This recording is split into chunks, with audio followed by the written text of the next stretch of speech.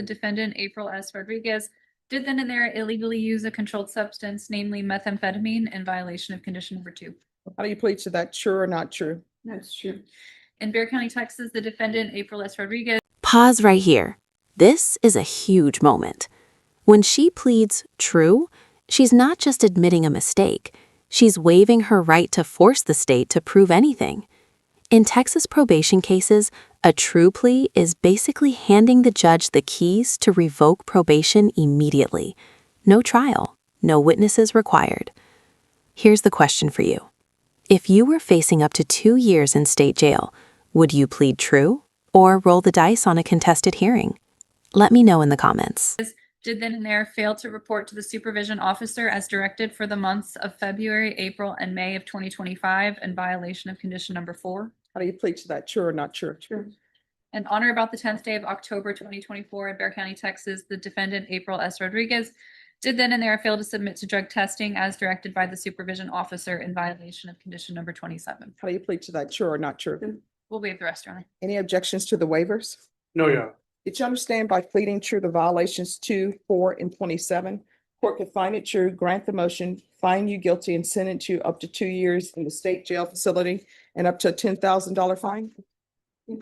Knowing that, do you still wish to plead true to violations 2, 4, and 27? Well, do I have an option? Oh, you're going to plead not true, and then what will end up happening is we'll have a contested hearing. Never mind. So do you still wish to plead true to 2, 4, and 27? Yes, I do.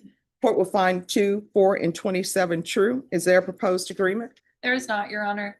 The state had originally recommended DVRF, but it doesn't seem as if the defendant would like it. So we're asking for revocation, given that there's nothing else that we can do with her. All right, and defense? Your Honor, we're asking for the court to extend her probation and to give her lifetime recovery as a condition for probation. And I call her as a witness to testify about what's been going on with these violations. Would the court like the court summary? Any objections to the court reviewing court summary? No objections, Judge. All right, could you raise your right hand? Yes, ma'am. Do you solemnly swear affirm the testimony you give will be the truth and nothing but the truth, so help you God? Yes. All right, you can lower your hand, state your name for the record. April S. Rodriguez. All right, you may proceed, defense. Thank you, Your Honor. Ma'am, when you were not reporting, what was going on with you? This exchange is painfully revealing. When she asks, "Do I have an option?" that tells you everything about her mindset. Technically, yes, she has options. Practically, every option comes with consequences she may not fully grasp. This is where probation cases get emotional. Judges aren't just weighing facts, they're weighing credibility, accountability, and effort. And right now, the court is signaling that patience is running thin. Be honest, does this feel like confusion or avoidance? During that period of time? I was physically sick. I didn't know what I was sick of, but throughout the times that I didn't report, either the day before, the day of, or the day after, if you would allow me to, I don't know, somehow get my medical records, you will see that I've been in either an urgent care or an emergency room here in San Antonio, trying to figure out what was wrong with me. I didn't know what it was. I recently got my gallbladder removed, and I know that my pancreas isn't working at the time. Like, I have serious stomach issues. Anyhow, so that's what was going on.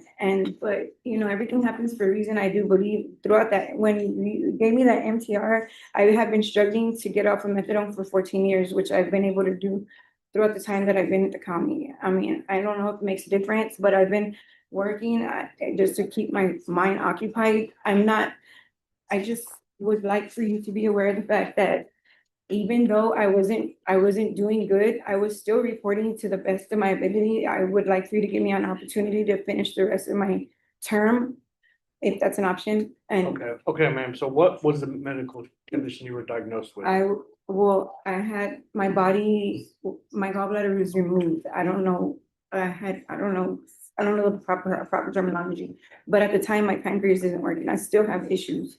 Okay, and what did you do on probation? You did some things on probation, right? Yes, I did. I did my parenting, I did my domestic violence, and I recall you telling me that if I did my parenting, I didn't have to do my community service.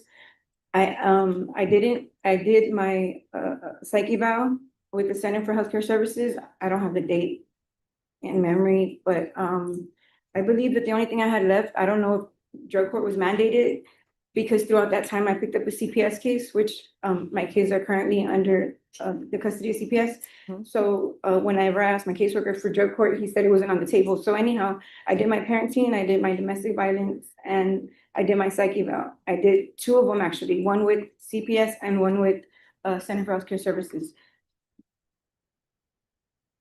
And do you have any prospective job employments or sources of income, or how are you gonna support yourself if you are returned back to probation? Well, I'll get a job. I don't have a warrant anymore. I have an ID. You know, that's something that I've been wanting to do for the longest time, but haven't been able to, simply because at first I had a drug problem, second I had a warrant, but that's not the case anymore. Last one, Judge. Just a few questions, Your Honor. Ms. Rodriguez, when did you realize you had this gallbladder issue that you needed to have it removed? Well, at first, I really don't recall the date, but I didn't know what it was. I just know that I was really sick and they couldn't find out what was wrong with me until I had like a serious episode and they like removed it the next day. So that was like within those 3 months that I didn't report. And I did, however, keep in touch with my PO through emails and phone calls, but I didn't go in person. So the MTR alleges that you didn't report in November and December of 2024, February, April, May of 2025. Like it was more than 3 months that you didn't report. Right. Is that accurate? Yeah, it sounds like it is. Okay, so it also, the court summary also reflects the different efforts that the probation office made to get you to report. Do you remember those efforts that Yeah, they were from the- making? Yes, ma'am. Okay.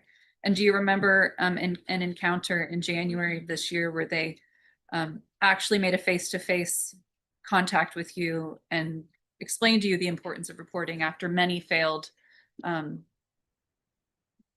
or not failed, but inadequate reporting, that they made a face-to-face contact with you and explained the importance of reporting, and you said that you would? You Yes. remember that? Yes, I do. Okay. Was it after that that your gallbladder was No. removed? My gallbladder was removed within those 3 months, but Before that? yeah. Well, Okay. however, I didn't get right because now I have an issue with my pancreas, which is why well, anyhow, that's what was going on. Okay. And during that time, you had some positive UAs for amphetamines. So were you still using? Those positive amphetamines was at first. I took the time that I was in the hospital, which was like consistent to be able to not, it was easier for me to stay off of drugs than to get off of drugs. I don't know if that makes sense, but when I got out of the hospital, I wasn't on them anymore. So I didn't ever go back. I was just trying to get my stomach issues situated. And so why did you refuse to go to DDRF when it was originally recommended? I don't, DDR, well, because at the time right now, I'm appealing an eviction. I only have like, I don't know, 6 days before I lose my home, and I have to the end of the month before my kids get adopted out. So I would really like to work on that. And I can go wherever you want me to go, if I could possibly save my home and try to get my kids back. Nothing further on. All right, Nothing further, Your Honor. I have a question. Did you complete parenting classes? Yes, ma'am, I have my certificate on my phone in banking. Oh, so you didn't tell probation you completed parenting. At the time when I was talking to her, I hadn't completed it. I took it. Did you turn anything in showing that you completed parenting? I just recently completed it. No, ma'am. All right. And this is the point of no return. The judge's words, "People can only help you if you reach out," are courtroom code for "the system tried, and it's out of options." Legally speaking, once the court finds the violations true and grants the motion, sentencing becomes almost inevitable. Emotionally, this is where the human cost hits hardest. Addiction, illness, kids, housing, all colliding in one ruling. Final question for you.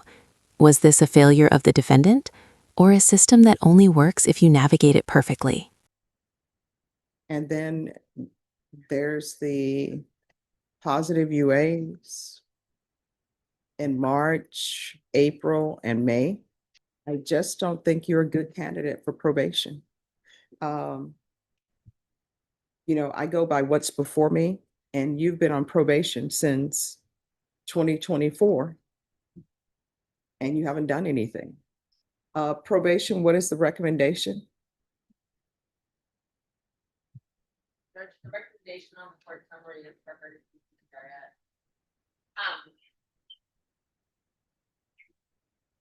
I would like to point out that there were several instances where we tried to get Ms. Rodriguez to do the Center for Healthcare Services appointments. And 3 separate times there was failure to report to those for the mental health evaluation. Okay. All right. So Ms. Rodriguez, here's the thing. People can only help you if you reach out for the help. If you don't, after they've set appointments after appointment for you, there's nothing else for the court to do. The court is finding 2, 4, and 27 true. The court is going to grant the motion, find you guilty, and revoke.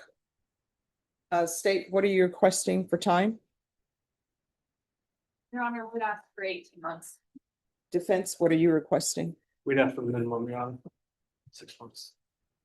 All right, the court will sentence you to 18 months in the state jail felony. The court will give you credit for any time served. There's to be no unsupervised contact with minors and no residing in household with minors. And the court will request the therapeutic community. Did you review the document entitled Trial Court Certification of Defendant's Rights to Appeal with your attorney? Did you understand it and sign it? Yes, ma'am. All right, you have a limited right to appeal. That right to appeal is as it relates to the allegations in the motion, not the fact that you're on deferred adjudication. Because this is a felony conviction, you're not allowed to own or possess any weapons or ammunition. If you have a question over what that is, you need to speak to an attorney. And I'm so sorry. There's also to be no contact with Walmart